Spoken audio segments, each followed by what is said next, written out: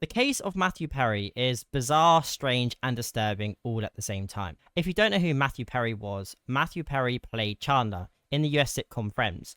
He was well known for playing the character and loved pretty much worldwide. Now, last year in October, Chandler, or in this case Matthew Perry, was found dead in his home in the US. It later turned out that he had a significant amount of ketamine in his body. Even though the situation with Matthew Perry is very sad, it gets even more crazy when you find out that all the people were around him were involved somewhat in his death. There's a woman in particular called Jasveen Sangha. I think her name is Jasveen Sangha.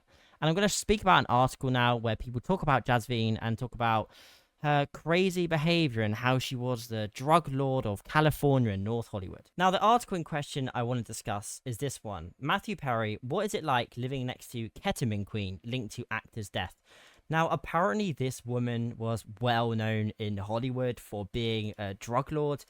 Now, a lot of people have said, well, this is a little bit odd, isn't it? Why was this woman, if she was so well known, not investigated until now? Why is it only that after Matthew's death do the police start taking her seriously and start charging her and those around her with Matthew's death? Now, I just want to add, when it comes to blaming Jasveen Sangha for Matthew Perry's death, or blaming the doctors who administered it, or saying that it's Matthew Perry's fault because he's an addict, or whatever, whoever you want to blame, whoever people want to blame, one thing is very strange. So, Jasveen Sangha, it was alleged, or it had been found to be, that she had sent multiple texts to people saying that Matthew Perry was a moron. Basically, she's saying that Matthew Perry is an idiot for keep buying these drugs and injecting himself. Now, whatever your opinion is on people who become addicts, one thing is clear. Sometimes people cannot help being addicts, right? They have really bad, serious issues, like mentally, and they end up taking loads of drugs or becoming addicted to alcohol or even addicted to drugs,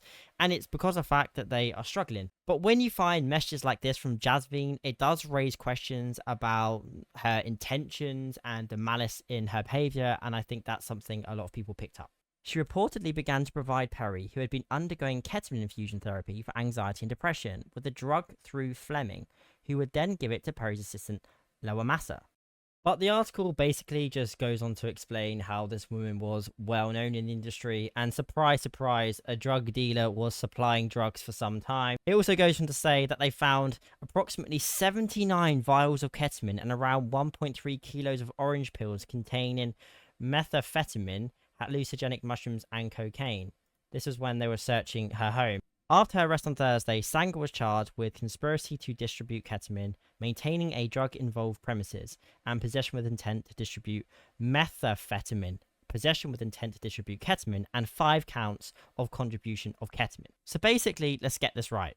So Chandler, who is Matthew Perry, he was found dead in his home in the US, right, with a load of drugs in his body.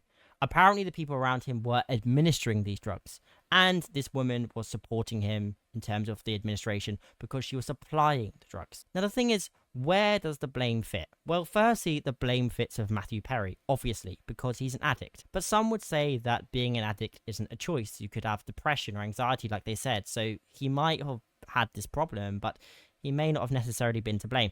It's up to you to decide that. But what I would say is it's obviously important that those who were selling the drugs or administering the drugs, also they have justice served against them and they go to prison for a long time, jail or whatever. The problem I have though about the situation is that the US and the people who are investigating this death of Matthew Perry, they are so focused on finding out who was supplying the drugs than actually trying to maybe, I don't know, increase rehabilitation places across the US. Obviously, if one gang member goes away, another one will just come. So you need to try and find the source of the problem and then get rid of that. The source of the problem isn't necessarily these gangs. The source of the problem is that people become addicted and then these gangs are used to supply the drugs, right? So what I'm amazed about, like I said, is that I'm surprised that they are not focusing more on the fact that celebrities are becoming like this and getting in such crisis.